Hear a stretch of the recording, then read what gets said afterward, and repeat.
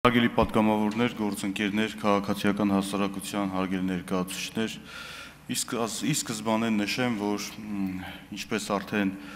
տեղեկացրեց Հակակոռուպցիոն կոմիտեի նախագահ մարտի 1-ի վերաբերյալ քրեական վարույթը քննչական կոմիտեի վարույթում չի գտնվում եւ չի քննվել եւ ներկայումս էլ չի քննվում, հետեւաբար այս առումով ձեր հարցերը կառուցելիս կխնդրեմ գործի առանձին փաստական տվյալների հետ կապված հարցադրումներ չուղղել, որովհետեւ ըստ էության վարույթն իրականացնող մարմինը, նորից եմ նշում, Հակակոռուպցիոն կոմիտեն է, բայց այնուամենայնիվ տեղեկացնեմ, որ այս տարվա մեջ գլխավոր դատախազի հանձնարարությամբ նաև քննչական խումբ կազմվեց երկու քննչական մարմինների հետ համատեղ, ըստ էության նաև քննչական խմբում ներկայումս ընդգրկված են նաև քննչական կոմիտեի քննիչները, ովքեր որ որոշակի դրվագներով նաև ակտիվ նախաքննություն են իրականացրել, եթե ձեզ հետաքրքիր է այդ մասով ես որոշակի հարցերի կպատասխանեմ։ Խոսելով սույն թվականի սեպտեմբերի 18-ին Մարդու իրավունքների Եվրոպական դատարանի կողմից հրապարակված Ֆարմանյան եւ այլ ընդդեմ Հայաստանի վճռի մասին, նախ պետք է նշեմ, որ կոնվենցիոն որոշ հասկացությունների մեկնաբանության արդյունքում դատարանը արդեն տեղյակ է արձանագրել է Մարդու իրավունքների Եվրոպական կոնվենցիայի երկրորդ հոդվածի մասնավորապես դրա երկրորդ պարբերություն ներկայացված ուժի կիրառման բացարձակ անհրաժեշտության չափանիշի խախտման, ինչպես նաև նույն հոդվածի ներքո պետության վրա դրված արդյունավետ եւ անհապաղ քննություն իրականացնելու պարտականությունները չկատարելու հանգամանքը։ Ուժի կիրառման բացարձակ անհրաժեշտության անդրադառնալով դատարանը վերահաստատել է կոնվենցիայի երկրորդ հոդվածով երաշխավորված կյանքի իրավունքը, կապելով այն պետության իր իրավասության ներքո գտնվող յուրաքանչյուր անձի կոնվենցիայով սահմանված իրավունքներն ու ազատությունները ապահովելու պոզիտիվ պարտավորության հետ։ Անարդյունավետ քննության շրջանակներում դատարանն արձանագրել է, որ որպեսզի քննությունը համարվի արդյունավետ, այն նախ եւ առաջ պետք է լինի համարժեք, նպատակամղված լինի փաստերի պարզմանը եւ պատասխանի այն հարցին, թե արդյոք տվյալ իրավիճակում ուժի կիրառումը եղել է արդարացված, թե ոչ, ինչպես նաեւ նույնականացնի եւ պատժի մեղավորներին։ Դատարանն անդրադարձել է նաեւ քննությունն անկախ անձանց կողմից չիրականացնելու, տևական լինելու, վարույթի նյութերը զոհերի հարազատներին հասանելի չդարձնելու, վերջիններից 3-4 ամիս անց իրավահաջորդ ճանաչելու հանգամանքին,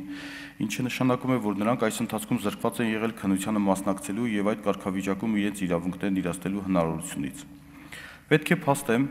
որ 2021 թվականի հունիսի 30-ին ընդունված եւ 2022 թվականի հուլիսի 1-ին ուժի մեջ մտած քրեատատավարական օրենսգիրքը, որը խարսխված է միջազգային լավագույն փորձի ուսումնասիրության վրա, էապես բարձրացրել է ենթադրյալ հանցանքների քննության ընթացակարգի որակը, ապահովելով քրեական վարույթի իրականացման առավել արդյունավետ կարգի կիրառումը, միաժամանակ զուգորդելով այն անձի իրավունքների եւ ազատությունների ուժեղացված պաշտպանության հետ։ Հետևաբար չեմ խոսափի ասել, որ մինչև մի հետ քննարկվող որոշման հրապարակումը օրենսգիրքն արդեն իսկ իր համալիր կարգավորումներով լուծում է տրվել արձանագրված մի շարք խնդիրների։ Դրանցից մի քանիսին կանդրադառնամ։ Օրինակ, օրենսգրքով տուժողի հասկացությունն էապես փոխվել է, ազդելով նրա կարգավիճակի բովանդակության վրա, օրենսգիրքը նախկին իրավակարգավորման նմանությամբ հնարավոր է համարում, որ մահացած տուժողի իրավունքներն ու պարտականություններն անցնեն մեկ այլ անձի, սակայն ի տարբերություն նախկին օրենսգրքի այդ անձը ճանաչվում է հենց տուժող, այլ ոչ թե տուժողի իրավահաջորդ, քանի որ օրենսգիրքը վարույթային հարաբերություններում իրավահաջորդության գաղափարը չի ընդունում։ Այս իրավակարգավորման հիմնական առանձնահատկություններից մեկն էլ այն է, որ նշված ձևաչափով տուժող ճանաչվելուց մեկից ավելի հավակնորդների առկայության դեպքում ընտրվում է ոչ թե դատախազի կամ դատարանի որոշած անձը, այլ այն մերձավոր ազգականը, որի թեկնածությունն իր համաձայնությունն առկայության դեպքում պաշտպանում են մյուսները։ Օրենսգիրքը սահմանում է, որ մահացած տուժող կամ տուժողի ճանաչվելու ենթակա անձի փոխարեն տուժող ճանաչվում է նրա մերձավոր ազգականներից որպես կանոն միայն մեկը, ինչից հետևում է, որ նշված անձանց վերաբերյալ տարաձայնությունների առկայության դեպքում կարգավիճակով վարույթին կարող է ներգրավել մեկից ավելի անձինք։ Բնականաբար, այս ընթացակարգով տուժող ճանաչված անձի համար կան տուժողի իրավունքների եւ պարտականությունների իրականացման ողջամիտ սահմանափակումներ, սակայն գլխավոր նորաբանությունն այն է, որ այս անձը կարող է հարցաքննել ոչ թե որպես վկա, ինչպես նախկինում, այլ միայն որպես տուժող։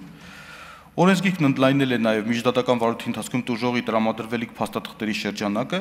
այսուհետ նա իրավունք ունի իր խնդրանքով անվճար ստանալու իր մասնակցությամբ կատարված ապացուցողական եւ վարույթային այլ գործողության արձանագրության, այդ թվում դրա հավելվածի, ինչպես նաեւ փորձաքննություն նշանակելու մասին որոշման եւ փորձագետի եզրակացության պատճենները, այնիշ նախկին օրենսգրքով մինչեւ նախաքննության ավարտը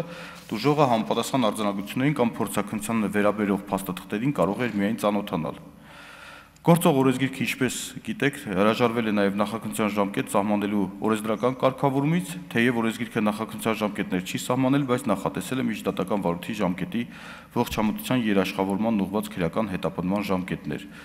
որոնք անմիջականորեն կապված են քրեական վարույթում մեղադրյալի հայտ գալու հետ։ Այս կարգավորումն ունի երկակի նշանակություն, մի կողմից այն ստիպում է նախաքննության մարմնին դրսևորել պատշաճանասիրություն եւ կոնկրետ անձի մասով միջդատական վարույթն ավարտել մինչեւ համապատասխան վերջնաժամկետի լրանալը,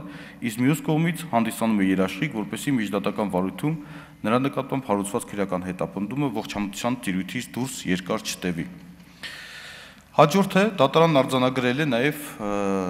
ինչպես նշեցի, անկախ անձանց կողմից քննություն իրականացնելու անհրաժեշտությունը։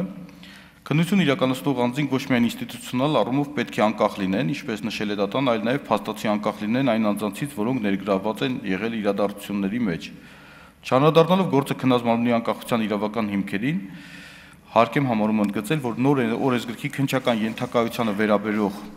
կարգավորումների համաձայն բացառիկ դեպքերում գլխավոր դատախազն իրավասու է իր որոշմամբ նախաքննության մեկ մարմնի քննիչի կողմից իրականացվող վարույթով նախաքննությունը շարունակել է հանձնարարելու նախաքննության մեկ այլ մարմնի, եթե դա որպես վերջին միջոց անհրաժեշտ է անաչառ նախաքննության կատարումն ապահովելու համար։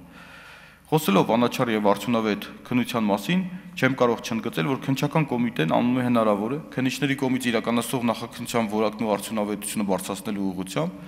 քննչական կոմիտեում ինքնավոր պաշտոն զբաղեցնող անձինք Արտադրության ակադեմիայում անցնում են համապատասխան դասընթացներ, բացի այդ, խոշտանգումների վերաբերյալ վարույթներով արդյունավետ եւ անկողմնակալ քննություն ապահովելու նպատակով դեռևս 2022 թվականի հուլիսին քննչական կոմիտեի հատկապես կարևոր գործերի քննության գլխավոր վարչությունում կառուցվածքում ձևավորվել է խոշտանգումների եւ պաշտոնատար անձանց կողմից բռնություն գործադրելով լիազորությունները չարաշահելու կամ անցնելու հանցագործությունների քննության վարչությունը։ Նշված ստորաբաժանման քննիչները